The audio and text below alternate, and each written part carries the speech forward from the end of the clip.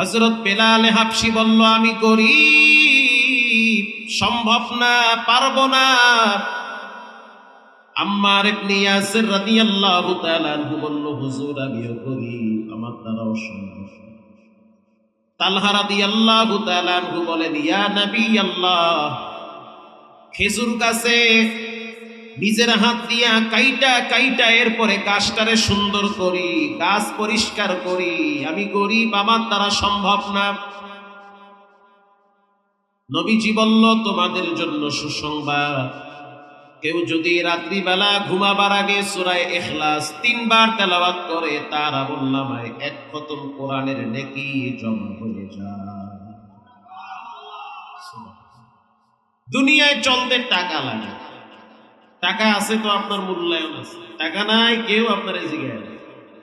আর যেদিন চোখ বন্ধ হবে সেদিন আপনার সবচেয়ে বেশি প্রয়োজন হবে ঈমান আর নেক আমলে। আমি আর মুফতি আরিফ বিন হাবিব সাহেব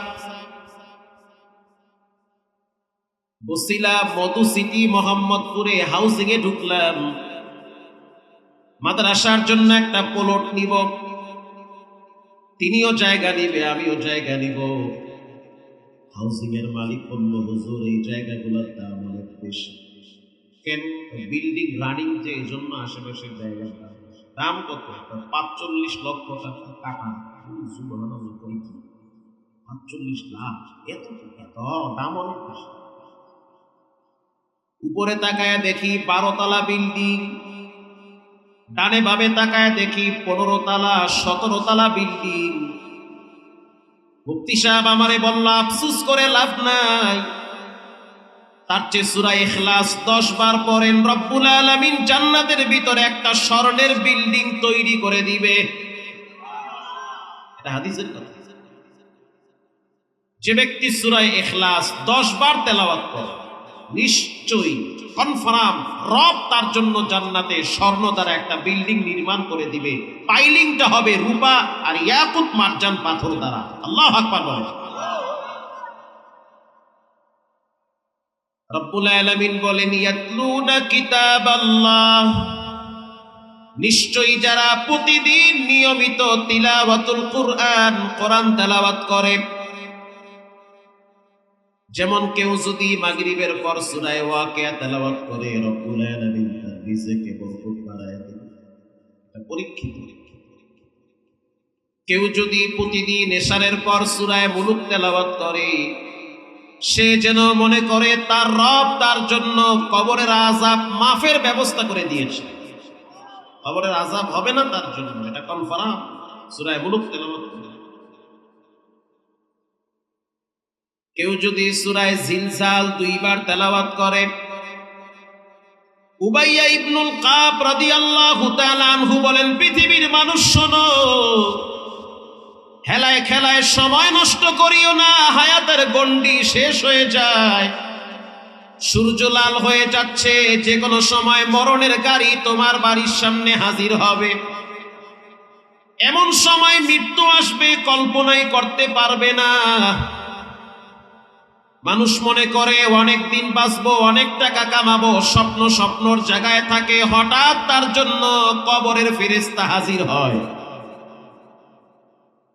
উবাই ইবনুল কাব রাদিয়াল্লাহু তাআলা আনহু বলেন, নবীজি বলেছেন, কেউ যদি প্রতিদিন রাত্রিবেলা ঘুমাবার আগে সূরা জিলজাল 2 বার তেলাওয়াত করে, রব্বুল আলামিন তার জন্য 1 খতম কোরআনের নেকি আমলনামায় জমা করে দিবে।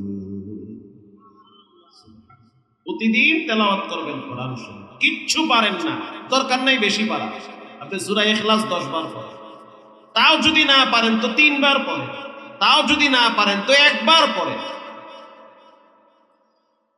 এই সমাজের মানুষগুলা ছেলে মেয়েদেরকে প্রাইভেটে যাওয়ার জন্য ধমক দেয়। একদিন যদি কোচিং এ না যায়, মা ধমক দেয়, বাবাও ধমক দেয়, পরীক্ষায় নাম্বার কম পাইলে মা বাবাও ধমক দেয়, রাগ করে। কিন্তু আফসোস আর দুঃখের বিষয়, উপযুক্ত ছেলেটা ফজরের টাইমে মসজিদে যায় না, বাবায় একদিনও ধমক দেয় না। আসতে বলবেন না, জোরে বলেন। কেন বাবা আপনি কেন ধমক দেন না? হুজুর আমি নিজেই তো নামাজ পড়ি না। ছেলেরা যে বলবো ফজরে মসজিদে, আমি তো নিজেই ফজরে যাই না। অথচ মা সকালবেলা মেয়েটাকে কিন্ডার গার্ডেনে পাঠায় দেওয়ার জন্য টিফিন তৈরি করে দেয়। 10 কেজি ওজনের বইয়ের ব্যাগটা গাড়ির ভিতরে ঝুলায় দেয়। অথচ মেয়েটাকে মা একদিনও ধমক দেয় না, তোমার উপরে পর্দা ফরজ, তোমার উপরে নামাজ ফরজ। এজন্য মা শাসনও করে না, ধমকও দেয় না। দেন পরিণাম কি হচ্ছে শুনেন।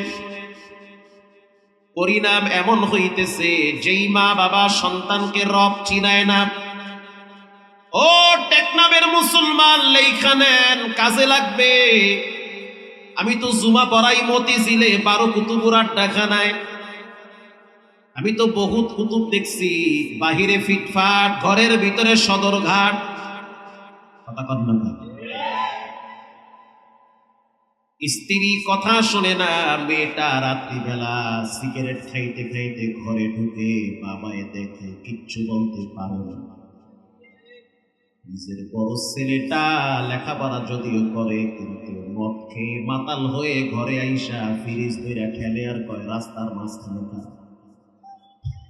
ঠিক না বেঠিক? 100 ঠিক। যেই ঘরের মা বাবা সন্তানকে রব চিনায় না, রসুল চিনায় না, যেই ঘরের মা বাবা সন্তানকে কেবলা চিনায় না, পশ্চিম চিনায় না, টুপি চিনায় না, দাড়ি চিনায় না, মাওলায় কলম ঘুরায় দিছে, এক সময় দেখবেন ছেলে মেয়েরা মা বাবাকেও চিনে না, চিনতে চায় না। গত সপ্তাহে একটা আশ্চর্য ঘটনা শুনলাম মতিঝিলে। মারকাজুল ফুরকান একটা শিক্ষা পরিবার, অনেক বড় প্রতিষ্ঠান, 4টা শাখা আছে ঢাকায়। মূল শাখাটা হলো আবার জুমার মসজিদের সাথে। প্রিন্সিপাল সাহেব অনেক বড় জ্ঞানী মানুষ, মুখলেস মানুষ।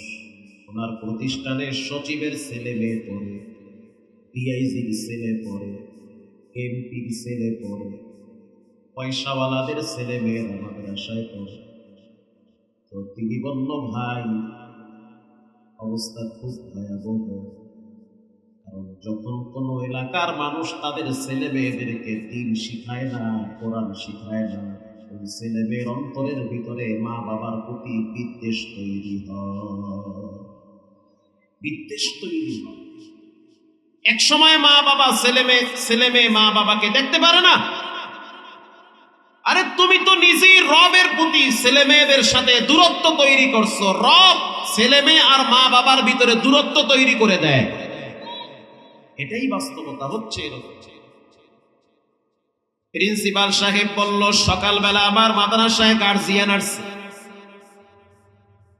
প্রতিদিন সকালবেলা বাচ্চাটাকে মাদ্রাসায় দিয়ে যায় কাজের লোক।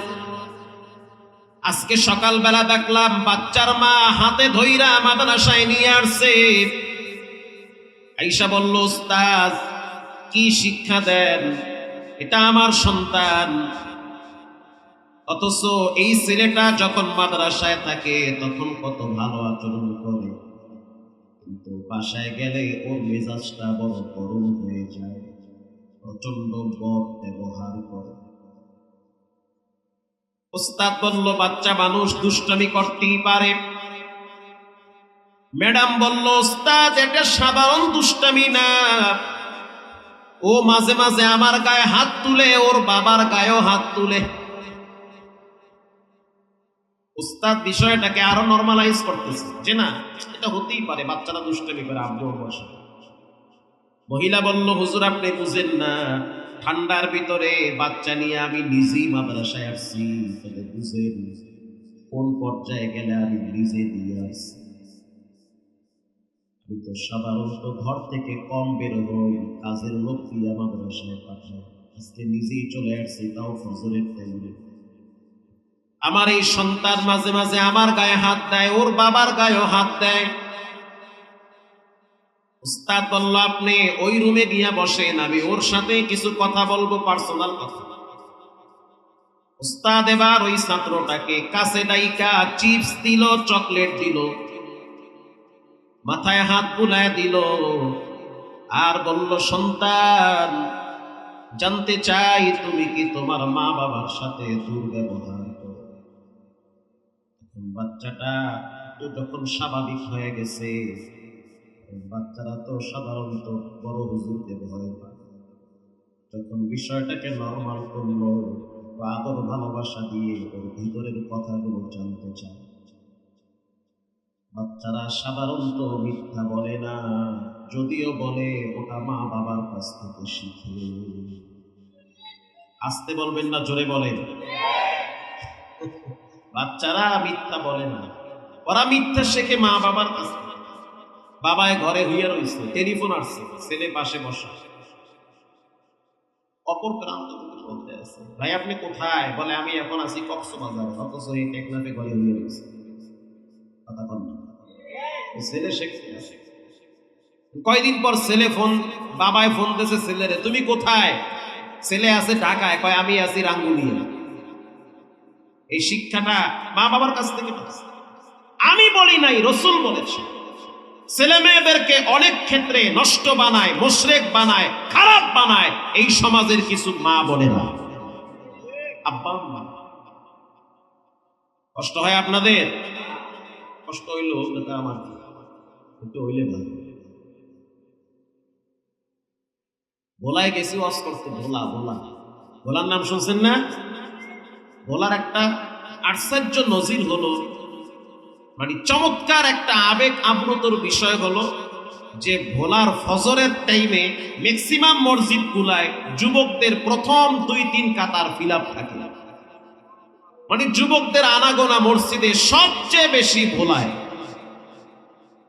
আমার জীবনে আমি এরকম কোন এলাকা দেখি নাই যে ফজরের টাইমে ঠান্ডার ভিতরে মসজিদের 2-3 কাতার যুবকদের দখলে, এটা আমার নজরে পড়ে নাই, কিন্তু ভোলায় দেখছি।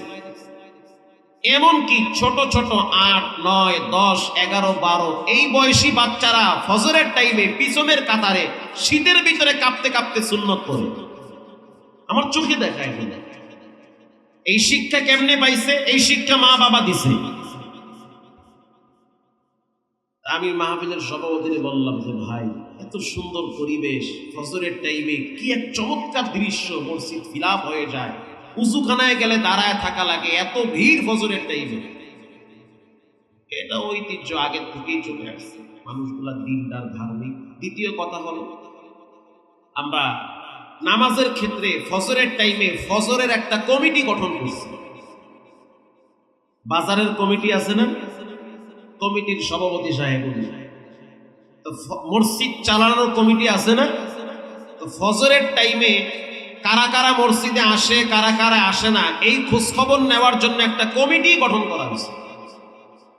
এই কমিটির যিনি সভাপতি, হে হয়েছে যুবকদের লিডার, হে হয়েছে তরুণের বয়স হয়েছে 21 বছর। সভাপতি সব ফজরে যদি না আহে, সেক্রেটারি কেশিয়ার বাড়ি গিয়ে খবর নেয় সভাপতি কেন ফজরে আইল। এই মহল্লার কোন যুবক যদি মসজিদে ফজরের টাইমে না আসে, তো 10 জন যুবক তার বাড়িতে গিয়ে খোঁজ খবর নেয়। আল্লাহু আকবার বলে। ঘটনাক্রমে মহল্লার এক যুবক ফজরে আসেন, ভোলা বোরহানুদ্দিন, বাংলা বাজার। যুবক চিন্তা করছে প্রতিদিন ফজরে যায়, আজকে যে শীত আর যে কুয়াশা, বিদেশি কম্বল ধুয়ে কেমনি মসজিদে যায়, আর যে ঠান্ডা পানি হাত দিলে মনে হয় হাত কাইটা যায়, তার চেয়ে ঘুমায়। 10টার সময় উঠে নামাজ পড়ে ঘুমায় গেছে। কমিটি তো আর ঘুমায় না, কমিটি আছে না, এরা ফজর পইরা সালাম ফিরায় দেখলো যে কিও আমাকে মহল্লার যুবক গেল, কি অসুস্থ নাকি, খোঁজ খবর নেওয়া দরকার।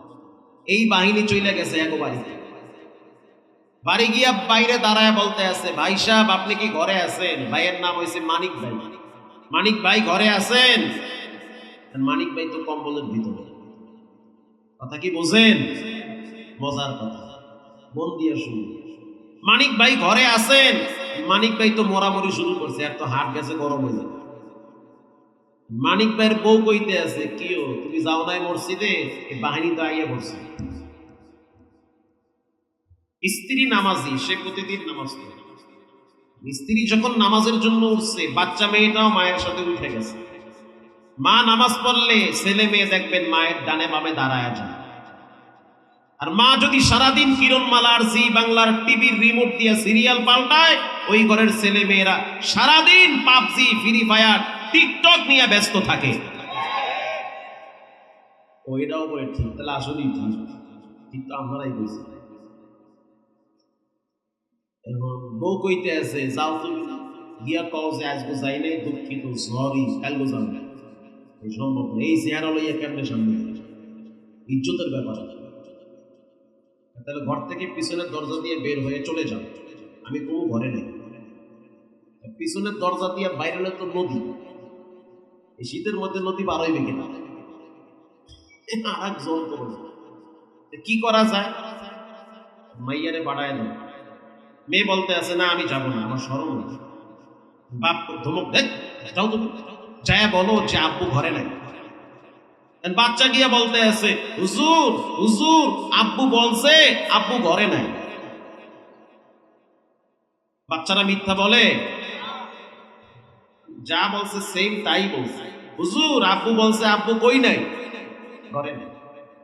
তাহলে বলেন ছেলে মেয়েদেরকে মিথ্যা শিক্ষা দেয় কারা? মা।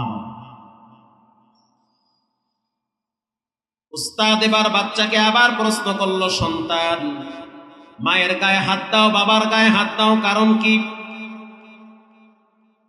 বাচ্চা বলল, উস্তাদ আবার মাঝে মাঝে মেজাজ গরম হয়ে যায়, সহ্য করতে পারি না। কারণটা কি? মাঝে মাঝে হাত দাও না, প্রতিদিন হাত দাও, প্রায় দিন মায়ের গায়ে হাত দাও। বাবার তো শক্তি বেশি, পারি না, রিমোট দিয়া বাবার মাথায় পারি না, দূর থেকে। খুবই দুঃখজনক, সেন্সিটিভ বিষয়। কয় কিন্তু কিয়ামতের আলামত। ওস্তাদ বলল, সন্তান এই ভেজাল তো মনে হয় কোরআন থেকে লাগছে। আলেম মানুষ তো বুদ্ধি জ্ঞান আছে। পৃথিবীর সমস্ত জ্ঞানের পরিধি যেখান থেকে শেষ, ওখান থেকে কোরআনওয়ালাদের জ্ঞান কেবলমাত্র শুরু হয়। বাদশাহ আকবরের একটা অভ্যাস ছিল, দ্বীন ইলাহি চালু করছে, যে মুসলমানরা মন্দিরে গিয়ে কিছুদিন পূজা করবে, আর হিন্দুরা মসজিদে আইয়া কিছুদিন জুমা পড়বে। আপনারা মানবেন? এটার নাম দিয়েছে দ্বীন ইলাহি। মাদ্রাসা, মসজিদ, টুপি, দাড়ি, তলবে এলেম দেখলেই শুধু চুলকানি শুরু হয়। এই চুলকানি মার্কা মুসলমান আমাদের দেশে আছে না নাই? অভাব সহ্য করতে পারে। যে যারে নেন্দে হে হেরে পেলবে, হুজুর লাগে না, টাইম মতো ঠিকই আবার হাতে পায়ে ধরে কান্দা শুরু করে। বাদশাহ আকবর ফজরের পরে বাহিরে বয়া রয়েছে। হাকিমুল ইসলাম কারি তৈয়ব সাহেব রাহিমাহুল্লাহ লেখেন, ওই বাহিরে বয়া রয়েছে বাদশাহ আকবর। মাদ্রাসার দুইটা ছাত্র বাসার থেকে মাদ্রাসায় যাইতেছে। বাদশাহ আকবরের অভ্যাস হইল টুপিওয়ালা দেখলেই খোঁচা একটা মারবে। কথা কি বোঝেন? এটা খোঁচা মারতি, এটা না মারলে সকালের নাস্তায় হজম হয়ে যাবে। বাদশাহ আকবর প্রশ্ন করলো, মাদ্রাসার ছাত্র ভাই কি পড়ো? কয় নুরানি পড়ি। নুরানিতে কি শিখায়? কয় নুরানিতে শিখায় আলিফ বা তা থা। এটা একটু আবার হেনে যাওয়া লাগে, ঘরে বেরিয়ে তো হয়ে যায়। বাদশাহ আকবর কয় আলিফে কি হয়? একটা বাচ্চা দাঁড়ায় বলে, আলিফে আমার আল্লাহ। আল্লাহ আকবর জোরে বলে। বাদশাহ আকবর আবার প্রশ্ন করলো, বাতে কি হয়? কারিমিয়া বাতে বাইতুল্লাহ, বাইতুল্লাহ মানে আল্লাহর ঘর।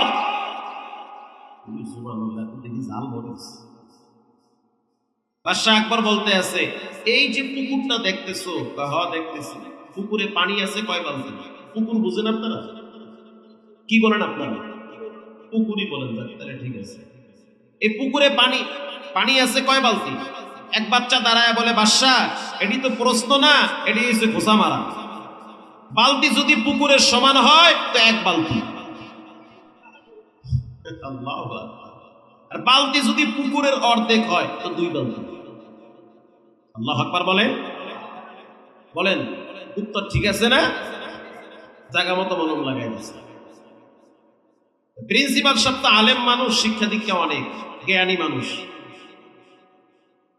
প্রিন্সিপাল সাহেব প্রশ্ন করলো, সন্তান তোমার দাদা দাদি কোথায় থাকে জানতে চাই। তোমার দাদা দাদি কোথায়? ছোট মানুষ বলতে আছে, উস্তাদ আমার দাদা দাদি ঘরে থাকে না। কোথায় থাকে? বলে আমার আব্বু বলছে দাদা দাদি নাকি মাদ্রাসায় পড়ে। দাদা দাদি বলে মাদ্রাসায় পড়ে, না হয় দাদায় পড়ে, দাদি কোন মাদ্রাসায় পড়ে? এই 90 বছরের বুড়ি। উস্তাদ বলল মাদ্রাসা কোথায়? বলে গাজীপুর হোতাপাড়া। উস্তাদ বলল মাদ্রাসার নাম কি? বাচ্চা বলল মাদ্রাসার নাম হলো বৃদ্ধাশ্রম। উস্তাদ কিছুক্ষণের জন্য তন্দ্রা হয়ে গেছে, বলে দেখি এটা দূরের কাহিনী না, 10 বছর আগের কাহিনী না, এটা হলো 25 সালের কাহিনী, ঢাকা মতিঝিল। উস্তাদ এবার প্রশ্ন করলো, সন্তান মাঝে মাঝে সেই মাদ্রাসায় কি দেখার জন্য তুমি যাও? বলে হ্যাঁ যাই। সেখানে গিয়ে কি দেখতে পাও? বলে দেখি আমার দাদি কাঁদে, দাদাও কাঁদে। আমি যখন দাদির সামনে দাঁড়াই তখন আমার দাদি আমার জড়ায় ধরে অঝোর ধারায় কাঁদে। আমার দাদি আমার কপালে চুমা দিয়া বলে, নাতি তোমার মাথার সুন্দর টুপিটা কে কিনে দিছে? আমার আম্মু কিনে দিছে। এই টুপির নিচে সুন্দর তেল লাগায় দিছে কে? বলে আমার আম্মু। এত সুন্দর একটা জামা কে কিনে দিয়েছে? বলে আমার আম্মু বসুন্ধরা থেকে কিনে দিয়েছে। ছোট মানুষ যা জানে তাই বলে। উস্তাদ আবার প্রশ্ন করলো, এরপরে তোমার দাদি কি জিজ্ঞাসা করলো? উস্তাদ আমার দাদি বারবার জিজ্ঞাসা করে, সকালবেলা তোমারে সুন্দর করে নাস্তা বানাইয়া কে খাওয়ায়া দেয়? আমার আম্মু খাওয়ায়া দেয়। তখন আমার দাদি কান্দা কান্দা কয়, এক সময় এমন ছিল তোমার আব্বুরেও তো আমি খানা বানায় বানায় খাওয়াই দিই। তোমার আব্বুর মাথার চুলগুলা চিরুনি দিয়ে সুন্দর কইরা আশ্রয় দিই। তোমার আব্বুর সকালবেলার টিফিন আমি বানায় দিতাম। শুধু তাই না, তোমার আব্বুর শার্টগুলো আমার নিজের হাতে ভালো করে পরিষ্কার করে দিতাম। আগের যুগে তো কারেন্ট ছিল না, তোমার আব্বু ঘুমাইতে পারতো না, আমি মা সারা রাত জেগে জেগে পাখা দিয়া বাতাস করতাম। তোমার আব্বু প্রস্রাব করে দিলে নিজের হাতে প্রস্রাব পায়খানার খাতা মেথরনির মতো সাফ করতাম। দাদি অজর দ্বারায় কান্ত। এরপরে আমি চলে যেতাম দৌড় মেরে দাদার কাছে, বিশাল বড় বৃদ্ধাশ্রম, কয়েকশো বিঘা জায়গা নিয়া। আমার দাদা প্রায় সময় মন খারাপ করে থাকে, তার মুখে কখনোই আমি হাসি দেখি। আমার দাদারে দেখতাম ছিপ দিয়া বড়শি দিয়া মাছ ধরত পুকুরের কিনারায় বৈশা বৈশা।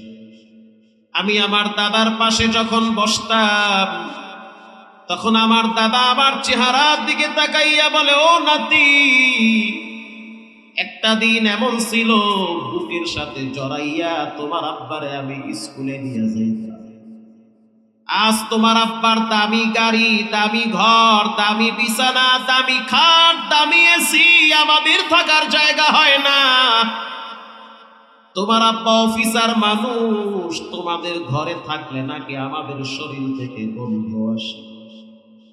অতএব আমি মইরা গেলে তোমার আব্বাই যেন আমার চেহারাটা না দেখে, জানাজা পড়ানোর জন্য তুমি আসবা। এরকম হাজার হাজার ফ্যামিলির মা বাবারা বৃদ্ধাশ্রমে কান্নাকাটি করে আছে না না? উস্তাদ বলতে আছে কাহিনী এই রে, এই কাহিনী তো বুঝছি আমি। আরে মান্দার গাছ লাগাইয়া যদি আপেল ফলের আশা করে, বোকামি ছাড়া কিছুই না। মা বাবাকে বৃদ্ধাশ্রমে রাইখা ছেলেরে বড় আলেম বানায়া ভালো ব্যবহার করার আশাটা বোকামি ছাড়া কিছুই না। মুস্তাদ বলতে আছে আগে মারতা কয়বার? কয় একবার মারতাম। এখন মারবা 3 বার। কথা পান না? সকালে একবার বাটাম দিব, দুপুরে আর একবার দিব, সন্ধ্যার টাইমে টিভির রিমোট এমন জোরে মারবা যেন জায়গা ইন্দ্রানীল লয়ে যায়। ঠিক কথাই কইছিল। আমি ছোট মানুষ, দাদুর ঘাড়ে উঠবো, দাদুর সাথে মহব্বত করবো, দাদির নিয়ে খেলা করবো, এই দুইজনরে ওই মাদ্রাসায় দেওয়া লাগে। কেমন মাদ্রাসা যে কান্দে খালি। প্রিয় ভাইয়েরা আমার, এজন্য আমি অনুরোধ করে বলি, পায়ে হাত দিয়ে বলি, সন্তানদেরকে কোরআন শিখান, সন্তানদেরকে রব চিনান, রসুল চিনান, ইসলাম চিনান, দেখবেন সে আপনাকে মাথায় নিয়ে রাখবে। আমি আপনাদেরকে আরো একটা ঘটনা শোনাই, আপনারা অস্থির হয়ে যাবে। বাংলাদেশের ভিতরে নাম করা একজন মুফতি সাহেব, নাম বললে এক নামে সবাই চিনবে। 5টা মাদ্রাসায় বুখারী পড়ায়, ফতুয়া লেখে। বাংলাদেশের 1, 2, 3, 4, 5 জন মুফতির ভিতরে তার নাম 2-3 নম্বরে থাকবে। আল্লাহু আকবার বলেন। হাজার হাজার ছাত্র, হাজার হাজার লক্ষ লক্ষ ছাত্র, তার পায়ের জুতার ধুলার বালু যদি বুকে লাগাইতে কেউ পারে, সে নিজেকে ধন্য মনে করে। এত বড় আলেম। ক্ষমতাওয়ালাদের ক্ষমতার চেহারের মেয়াদ থাকে, এলেমওয়ালাদের চেহারের মেয়াদ থাকে না, ওটা অনির্দিষ্ট কালের জন্য রিজার্ভ থাকে। তো 20-50 জন আলেম এরকম এক জায়গায় বসা, ওই মুফতি সাহেব বলতে আছে যে তোমরা খানা খাইতে যাও ওই রুমে, আমার যাইতে একটু সমস্যা আছে। কেন? বলে আমি এক জায়গায় বসলে দাঁড়াইতে কষ্ট হয়। কেন কষ্ট হয়? বলে আমার মাজায় খুব ব্যথা। মাওলানা খালিদ সাইফুল্লাহ আইয়ুবী সাহেব তিনিও পাশে বসা, তিনি বলেন মাজায় কি হইছে? মুফতি সাহেব বলল, ভাই আপনি তো জানেন আমার আব্বা 22 বছর পর্যন্ত প্যারালাইজ হয়ে বিছানায় পড়ে আছে। 4 বছর আগে আমি আমার মায়ের হারাইছি। 4 বছর আগে আমার মা কবরের যাত্রী হয়ে গেছি। আর আমার আব্বা 22 বছর পর্যন্ত ব্রেন স্ট্রোকের রোগী, প্যারালাইজ হয়ে বিছানায় পড়ে আছে। ফজরের আজানের আগে আমার প্রতিদিন ঘুম থেকে উঠা লাগে, উঠতেই হবে। আজান হওয়ার আগেই উঠা লাগবে। কেন উঠতে হবে? আমি তো আরো একটু ঘুমাইতে পারি। রাত্র 12টা-1টা পর্যন্ত বয়ান করা লাগে, ফতুয়া লেখা লাগে, হাদিস পড়ানো লাগে, অনেক রাত হয়ে যায়। বাসায় গেলে যখন বিছানায় পিঠটা লাগাই, মনটা চায় একটু আরাম করে ঘুমাই। কিন্তু আমি যখন পিঠটা লাগাই, কিছুক্ষণ পর আমার ঘুম ভেঙে যায়, কারণ পাশের রুমে তো আমার আব্বা। আমার আব্বা আমারে ডাক দেয়, ও হামিদ, ও হামিদ, ও হামিদ। তখন তো আমি যাওয়া ছাড়া তার কেউ নাই। আমার আব্বা ব্রেন স্ট্রোকের রোগী। আমার আব্বা মানসিক ভাবে ভেঙে পড়েছে, এক সাইড লেগে গিয়েছে। আমি তখন পাশের রুম থেকে আমার বাবার রুমে যাই। আরে বাবার রুমে যাওয়ার পর দেখি পুরা বিছানা নষ্ট কইরা ফেলাইছে। নিজের হাতে বাবার পায়খানা প্রস্রাব পরিষ্কার করি, গরম পানি দিয়া সেই রাত্র 5টার সময় বাবারে পরিষ্কার করি। এটা সাধারণ পরীক্ষা না, এটা বড় পরীক্ষা। এটা সাধারণ মুসিবত না, এটা হলো অনেক বড় মুসিবত। এরপরে আমি আমার আব্বারে পরিষ্কার করানোর পর নতুন একটা জামা পরায় দেই। প্রতিদিন 30 দিনের জন্য 30টা জুব্বা বানাইছি। আমার আব্বা যা বুঝে তাই বুঝে, জুব্বা ছাড়া গায়ে দিবে না। আমি এত বুঝাই, বাবা আপনি অসুস্থ, শর্ট জামা পরেন, বলে না জুব্বাই পরব। যদি জুব্বা না পরাই তাহলে আমার আব্বা জামাটা ছিঁড়ে ফেলায়, কারণ সে ব্রেন স্ট্রোকের রোগী। নতুন একটা জামা পরাইয়া বাবারে কেবলার দিকে ফিরাইয়া বসায় রাখি। আমি আমার আব্বারে বলি, নামাজ যদি আপনি পড়তে ভালো করে না পারেন, অন্তত পক্ষে ইশারায় পড়েন। তাও যদি পড়তে না পারেন তো কেবলার দিকে ফিরে বসে থাকেন।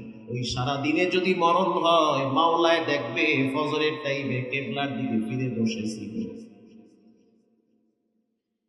এরপরে সকালবেলা আমি নাস্তা খাওয়াইয়া এরপরে আবার চলে যাই হাদিসের ঘন্টায়। ও ছাত্র ভাই, ব্যবসায়ী ভাই, যুবক সাবধান। যেই ঘরে মা বাবা বেঁচে আছে, আমি তো মনে করি সবচেয়ে বড় জান্নাত তার ঘরে আছে।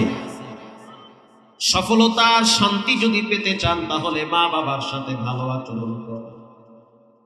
আইবি সাহেব বলল, মাজায় কেমনে ব্যথা লাগলো? বলে সকালবেলা বাবারে যখন আমি কেবলার দিকে ফিরাবো, ধরতে গিয়া বাবা একটু ব্যথা পাইছে। যখন বাবায় ব্যথা পাইল তখন যেই পাটা ভালো ছিল ওই পাটা দিয়ে আমার মাজায় লাথি মারছে। আমি খেদমত করি অথচ আমারই লাথি মারছে। লাথি মারার সাথে সাথে আমি ওয়ালের সাথে বাড়ি খেয়েছি। আইবি সাহেব বলল, মৌলানা এই লাথি দিছে? বলে আব্বাই লাথি দিছে। আরো একবার বলেন, লাথিটা দিছে কেটা? আব্বাই লাথি দিছে। লাথি যেহেতু আপনার আব্বাই দিছে, লাথিটা খাওয়ার পর কি ব্যবহারটা তার সাথে করছে? মুফতি সাহেব বলল, হযরত যখন আমার আব্বা লাথি মারছে তখন আমি আব্বার পাটা ধইরা পাতায় একটা চুমা দিছি। আমি আব্বারে বলছি, আব্বা আরো একটা লাথি মারেন, কারণ এই পায়ের নিচে তো আমি জান্নাতের ঘ্রাণ পাইতেছি। আমি তো হাদিস পড়াই, হাদিসের ভাষা বুঝি। আমি তো পায়ের নিচে মাওলার জান্নাতের খুশবুর ঘ্রাণ পাইতেছি, আরো একটা লাথি মারেন। যখন আমি বললাম আব্বা আরো একটা লাথি দেন, তখন আমার আব্বা আবেগে আপ্লুত হয়ে আমারে জড়ায় ধইরা কপালে চুমো দিয়েছে। আমার দাড়িতে চুমা দেয় আমার আব্বা, আমার টুপির গোড়ায় চুমা দিয়া বলে, আরশের মালিক আল্লাহ আমার হামিদ রে যুগ শ্রেষ্ঠ মুহাদ্দিসদের কাতারে কবুল করে নেন। আইবি সাহেব বলল, বুঝছি, এজন্য আপনার জন্য কেন আলেমরা এত পাগল। বুঝতে পারছি আপনার কলমে এত ধার কেন, বুঝতে পারছি আপনার জবানে এত নূর কেন। আপনার এলেমের পাওয়ার, সম্পদের পাওয়ার, হায়াতের পাওয়ার, সুখ শান্তির পাওয়ার তো আপনার ঘরে। জন্য ভাইরা আবার ওয়ালা তানহারুহুমা, খবরদার মা বাবার সাথে মাথায় ঝাঁকি দিয়া কথা বলা যাবে। এজন্য আমি প্রায় বলি, সন্তানকে কোরআন চিনান, সে আপনাকেও চিনবে। সন্তানকে নবী চিনান, সে মাকে চিনবে। সন্তানকে ইসলাম চিনান, সে মানবতা, সভ্যতা, ভদ্রতা সব শিখতে পাবে। এক নম্বরে তিলাওয়াতুল কোরআন, প্রতিদিন একটু করে হলেও কোরআন তেলাওয়াত করা লাগবে। ইনশাআল্লাহ বলেন, করবেন তো ইনশাআল্লাহ? ছেলে মেয়েদেরকে। দুই নম্বরে ওয়া আকামুস সালাত, নিয়মিত প্রতিদিন সালাত আদায় করা লাগবে। তিন নম্বরে ওয়া আনফাকু মিম্মা রাযাকনাহুম সিররা ওয়া আলানিয়াতান ইয়ারজুনা তিজারাতান লান তাবুর। আল্লাহর রাস্তায় দান করার ক্ষেত্রে কখনোই বখিলামি করবেন না, কিপটামি করবেন না। কিছু দান আছে যেগুলো আরশে আজিম ঠান্ডা করে দেয়, শিখিয়ে দিই। কিছু টাকা মাঝে মাঝে পকেটে রাখবেন, নতুন চকচকা নোট। যদি আপনার ঘর থাকে, গাড়ি থাকে, তো গাড়ির পিছনে 2-4টা লুঙ্গি, 2-4টা টুপি, 2-4টা জামা রাখবেন। একেবারে প্রত্যন্ত গ্রাম অঞ্চলে, পাহাড়ের উপরে দেখবেন ভাঙ্গা চূড়া, তালপাতা বা টিন দিয়া ঘেরা দেওয়া কিছু মাদ্রাসা আছে।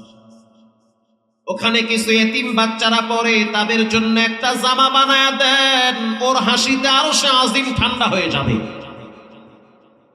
ছেলেমেয়ের জন্য লক্ষ টাকা ব্যয় করেন, তারপরও দেখবেন তারা বলবে পাইলাম না, খাইলাম না, কি দিল বাবাই, করলোটা কি।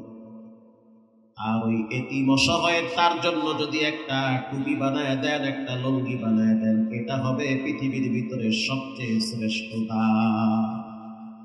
শ্রেষ্ঠ। আমি উৎসাহিত করার জন্য বলি, লা ফখরা, কোনো ফখর না, আল্লাহর কাছে ক্ষমা চাই। আমার গাড়ির পিছনে প্রায় সময় 20-25টা জামা বানানো থাকতো, আল্লাহর দয়া। এটা আমার অনেক আগের থেকে অভ্যাস। যেই দিন থেকে গাড়ি কিনছি এরপর থেকে প্রায় সময় আমার গাড়িতে 20টা 25টা জামা আমি একসাথে বানায় রাখতাম। 10, 8, 6, 11, 12 এই এক এক জায়গায় ওয়াজে যাইতাম। মাদ্রাসায় গেলে বাচ্চারা খেদমত করত। কিছু বাচ্চা আছে দেখলেই বুঝতাম যে এর ভিতরের অবস্থা খুব দুর্বল। বাড়ি কোথায়? বলে ওই রংপুরে।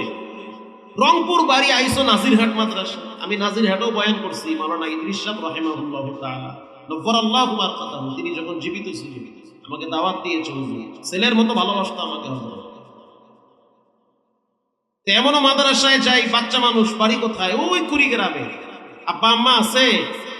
বলার সাথে সাথে চেহারা অন্ধকার হয়ে নাই কেউ। একটু পরেই দেখি চোখ মুছে। কে আছে? কেউ নাই।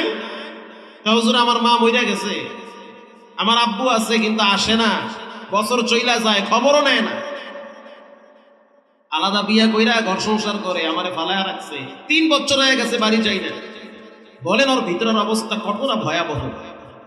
একটা জামা বের করে, প্যাকেটিং জামা হাতে দিয়ে 500 টাকার চকচকে একটা নোট যখন ওর হাতে দেয়, মনে হয় জান্নাত থেকে নাম ধরে ডাকতেছে। আর সে আজিম ঠান্ডা হয়ে যায়। চলন্ত পথের বিপদগুলা রব্বুল আলামিন দূরে সরায়া দেয়। এজন্য কিছু চকচকা নোট মানিব্যাগের পকেটে রাখবেন, পকেটে রাখবেন। অসহায় দরিদ্র মানুষ যাকে দেখলেই বুঝবেন যে কিছু দিলে খুশি, ও খুশি, আর আপনার রব বেশি খুশি হয়ে যাবে। কোরআনের ভিন্ন এক আয়াতে রব্বুল আলামিন বলেন,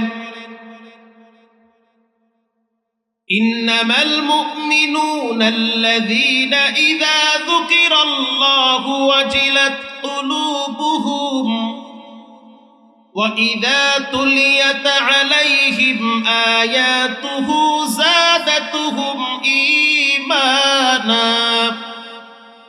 ঈমানা ওয়া আলা রাব্বিহিম ইয়াতাওয়াক্কালুন।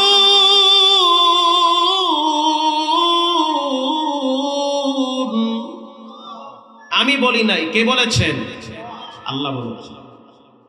মুমিনদের 1 নম্বরের গুণ হবে ওয়াজিলাত কুলুবুহুম।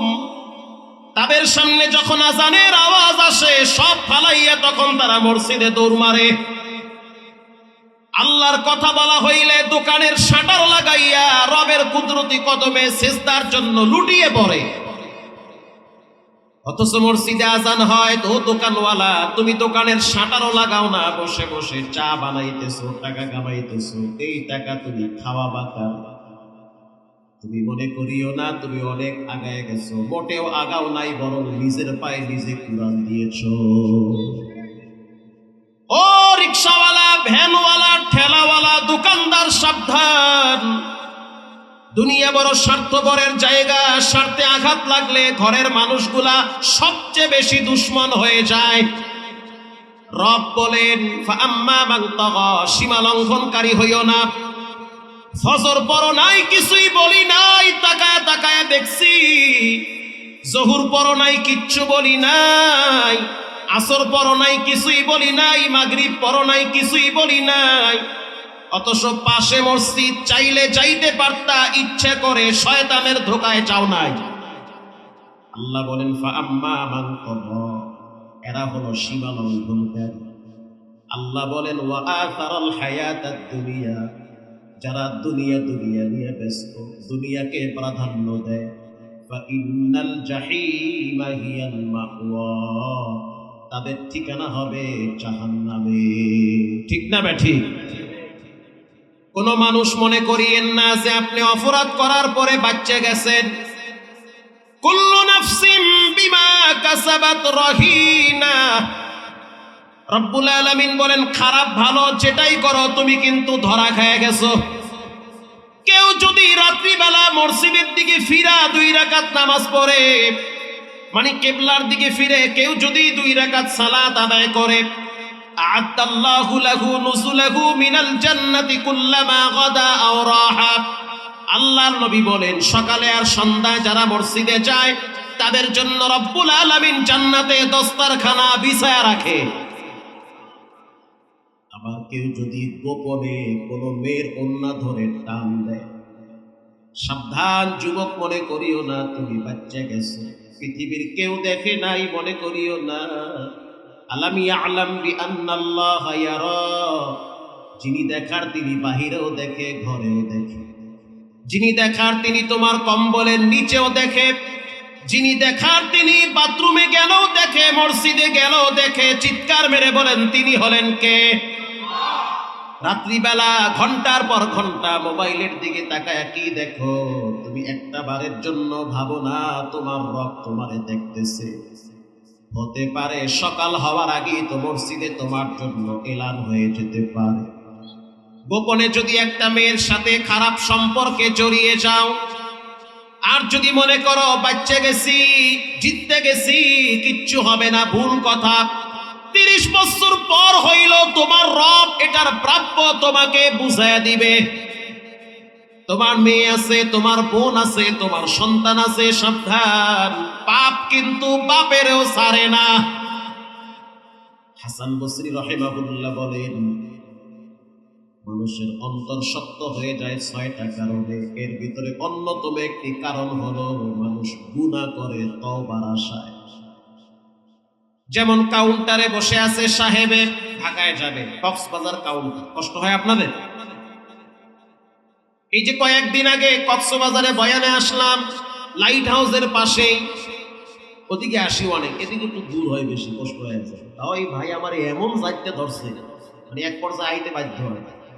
কক্সবাজার বছরে না হইলেও 15 থেকে 20 বার আসি, এইদিকে অনেক আসি। আল্লাহ এগো ভালোবাসায় আমার পাগল বানাই হালাইছে। আলহামদুলিল্লাহ, কক্সবাজার, টেকনাফ এ সমস্ত এলাকার মানুষদের আপ্যায়ন ভালোবাসায় আমি মুক্ত হয়েছি। মারহাবা বলেন আলহামদুলিল্লাহ। এয়ারপোর্টে বসে আছি, আজান হয়ে গেছে, আজান হয়ে গেছে। এ মুসলমানের বাচ্চা, মোবাইল রাখ, নামাজের ওয়াক্ত হয়ে গেছে, নামাজ পড়ো। কিন্তু না, পড়বে না। বিমান ছাড়বে সন্ধ্যা 7টায়, অথচ 3 ঘন্টা বসে বসে মোবাইল টিপে। রব দেখে কি দেখে না? ভাই মসজিদে চলে, নামাজে যাবেন না, তাহাজ্জুদ পড়া দরকার, কবে পড়বে? আপনার কিছুদিন পরে ঠিক হয়ে যাবে। অথচ একটা বারের জন্য ভাবলো না যে এরপরে কি হতে পারে। সে বিমানে উঠবে, ঢাকায় নামবে, ওখান থেকে বাসায় যাবে, অনেক দূরের কথা। হুজুর আপনারে চিনা চিনা লাগে, আপনার বয়ান তো আমি নেটে দেখছি, মাশাআল্লাহ। আচ্ছা বুঝছি, পাম্পটি কদ্দুর পারবে না, আহেন মসজিদে আমার প্যান্ট ঠিক নেই। তোমার প্যান্ট মসজিদে কি আর একজনে রাগ করে নেড়ে বরিশালে বাসা? প্যান্ট পরো তুমি, তোমার প্যান্ট তো তোমারই পবিত্র রাখতে হবে। কথা কম না, তোমার প্যান্টে আর একজনে কি করছে? হয়ে গেছে সমস্যা, বইতে গেলে সিরিয়াস খারাই খারাই মারিয়ে দিচ্ছে। এমন প্যান্ট পরেন কাজ, যেই প্যান্ট পইরা বসা যাবে না, এমন প্যান্ট পরা তো মুসলমানের জন্য জায়েজ নাই। যেটা পরে উজু করা যায় না, রুকুতে গেলে ভাইরে শেষ। একটু পরে কি হবে সে নিজেও বুঝে না, অথচ নামাজের ওয়াক্ত যাচ্ছে, বলল না ফাআম্মা মান তাগা ওয়া আসারাল হায়াতাদ দুনিয়া। বিমানে উঠলো, নামলো, এরপরে যাবে কোথায়? উত্তরা 13 নম্বর সেক্টরে। অথচ সে কিন্তু নামাজ পড়ার নিয়ত করছে, পড়বে, কিন্তু পরে নাই ইচ্ছা করে। এয়ারপোর্ট থেকে বাসায় যাওয়ার সময় গাড়ি অ্যাক্সিডেন্ট এমন ভাবে করলো, রাস্তায় লাশ পড়ে আছে। মোবাইল এক জায়গায়, হেডফোন আর এক জায়গায়, মাথার ঘিলু আর এক জায়গায়। এ ভাবলো কি আর হইল কি? বান্দা ভাবে একটা, হয়ে যায় আর একটা। কারণ বান্দা দুর্বল, আমার মাওলা হলো সবল। হাসান বসরি বলেন যে মানুষ গুনাহ করে তওবার আশায়, এক সময় দেখা গেল তওবা করারও সময় পায় না। ঠিক না ভাই? ঠিক। কষ্ট হয় আপনাদের? মুমিনদের 1 নম্বরের গুণ হলো আল্লাহর কথা শুনলে তাদের অন্তরে ভয় চলে আসবে। তাফসীরের রুহুল মানিতে আসছে, বাপ আর সন্তান একসাথে হাঁটতেছে, কিছু দূর যাওয়ার পরে জান্নাতানি আইয়ামিনি ওয়া শিমাল, ডানেও বাগান, বামেও বাগান, চমৎকার আঙ্গুর ফলের বাগান। বাপ ছেলেরে বলল, সন্তান 3 রাস্তার গোড়ায় দাঁড়ায় থাকো, আমি বাগানে ঢুকলাম, কিছু আঙ্গুর পেরে নিয়ে আসবো। কেউ যদি আমারে দেখে তুমি আমারে সতর্ক করবা। বাবাই কেবলমাত্র আঙ্গুর ফলের বাগানে ঢুকছে, দুইটা আঙ্গুরের থোকা ধরে কেবল টান মারছে। ছেলে ডানে বামে তাকায় দেখা ডাক মারছে জোরে, ইয়া আবি আহাদু ইয়ারানা, ও আব্বা জান, একজন আপনার দিকে তাকায় রইছে। বাবাই জুতা আর আঙ্গুর ফালাইয়া মারছে দৌড়। সুবহানাল্লাহ, ধরা বুঝি খায়া যায়। কাছে আইসা দেখে সন্তান চুপচাপ দাঁড়াইয়া আছেন। বাপ ডাইকে বলে, কেউ নাই, তুমি কেন বললা? কে যেন দেখে। সন্তান বলল, আব্বা কে বলেছে কেউ দেখে না? তোমার মালিক, তোমার মাওলা তোমার দিকে তাকাইয়া আছে। আমি তো এটাই বলছি যে আহাদু ইয়ারানা, একজন দেখতেছেন। আওয়াজ দিয়া বলেন তিনি হলেন কে? বাবাই তো ইমানদার, যদিও আমল খারাপ। ভিতরের কলিজার ভিতরে কে যেন একটা পাথর দিয়ে আঘাত করছে। ছেলের মুখে এই কথা শুনে বাবাই সন্তানটারে জড়ায় ধইরা কপালে চুমা দিয়া বলে, আল্লাহ, এমন একটা সন্তান তুমি আমারে দিছো, যেই সন্তান কিনা তোমার ভয় আমারে দেখায়। ওয়াজিলাত কুলুবুহুম, মুমিনদের এক নম্বরের গুণ হলো আল্লাহর কথা শুনলে তাদের অন্তরে ভয় চলে আসবে। বাজার ব্যবসায়ী ভাইরা, দুনিয়া কিছুই না, রং তামাশার জায়গা আজকে আছে, কালকে থাকবে না। অতএব সিদ্ধান্ত নেন, আজান হয়ে গেলে কোন দোকানদার যেন দোকান খুলে বেচা কিনা না করে। ঠিক না বেঠি? সব মসজিদে চলে যান। وَإِذَا تُلِيَتْ عَلَيْهِمْ آيَاتُهُ زَادَتْهُمْ ঈমানা। রব্বুল আলামিন বলেন, মুমিনদের দুই নম্বরের গুণ, মুমিনরা আল্লাহর কোরআনের তেলাওয়াত করে। আল্লাহু আকবার বলেন। আল্লাহর কোরআনের তেলাওয়াতের কিছু প্রভাব আছে, কিছু তাসির আছে। পৃথিবীতে এমন কোন পড়া নাই যেই পড়া পড়লে শুনলে মানুষের দিল নরম হয়, কিন্তু কোরআন এমন একটা পড়া যেটা শুনলে মানুষের কলিজা ফেটে পানি বের হয়। আমি গত 3 বছর আগে যখন হজে গেলাম, 18 সালে, প্রায় 6 বছর আগে, তখন শাইখ ইয়াসিদ দুসারি কাবার ইমাম, তার একটা বক্তব্য বেশ মক্কার অলিতে গলিতে বাজতেছে। সেই বক্তব্য আমার কাছে এখনো পর্যন্ত জমা আছে। তিনি বলেন, আমার জীবনে এমন একটা ঘটনা ঘটছে, সেটা আমাকে এখনো নাড়া দেয়। সাংবাদিকরা বলল, কি ঘটনা? জানতে চাই আপনার এই লম্বা টাইমের ইমামতিতে কি এমন বুঝলেন, কি দেখলেন? শাইখ ইয়াসিদ দুসারি কাবার ইমাম যখন তেলাওয়াত করে তখন মনে হয় কোরআন সবে মাত্র নাযিল হয়। আল্লাহু আকবার!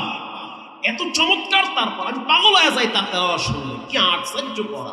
আইরে সুবহানাল্লাহ! চিন্তা করি, যখন রাহমাতুল লিল আলামিন কোরআন পড়তো তখন তো তার দুশমনরাই দাঁড়ায় দাঁড়ায় নবীর তেলাওয়াত শ্রবণ করত। ইয়াসিদ দুসারি বলেন, রমজান মাস, জুমার দিন আমার নাম ঘোষণা আসলো যে খুতবা দেওয়া লাগবে। আমি খুতবা দেওয়ার জন্য প্রস্তুতি নিলাম, কাবা শরীফে খুতবা দিব। তো অবস্থা এত ভয়াবহ যে রোদের তাপ অনেক বেশি, খুতবা লম্বা করা যাবে না। আমি খুতবা দেওয়ার জন্য যখন দাঁড়াইলাম, আল্লাহুম্মা লাকাল হামদু কুল্লু ওয়া লাকাশ শুকরু কুল্লু, লাকাল হামদু বিল ঈমান ওয়া লাকাশ শুকরু বিল কুরআন। ও মালিক, তোমার দরবারে কোটি কোটি শুকরিয়া যে তুমি আমার মতো এক গোলাম রে কোরআনের নূর সিনায় দান করেছো। খুতবা আমি শর্ট করলাম, কারণ রোদের তাপে হাজিরা সহ্য করতে পারে না। এরপরে যখন আমি ইমামতির জন্য দাঁড়াইলাম, আমি হাত বাইদা সিদ্ধান্ত নিলাম প্রথম রাকাতে সূরা হাশরের শেষ আয়াত তেলাওয়াত করব। হুয়াল্লাহুল্লাযী লা ইলাহা ইল্লা হু আলিমুল গায়বি ওয়াশ শাহাদাতি হুয়ার রাহমানুর রহিম।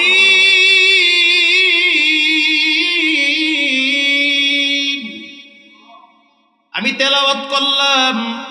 দ্বিতীয় রাকাতে সূরা কুরাইশ পড়লাম।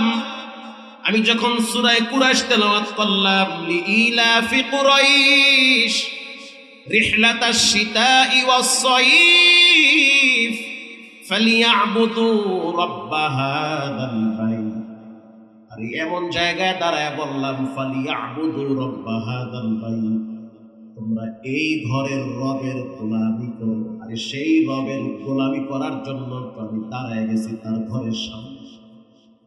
আমি যখন তেলাওয়াত করতেছি, পিছনে নাক টানার আওয়াজ পাইতেছি।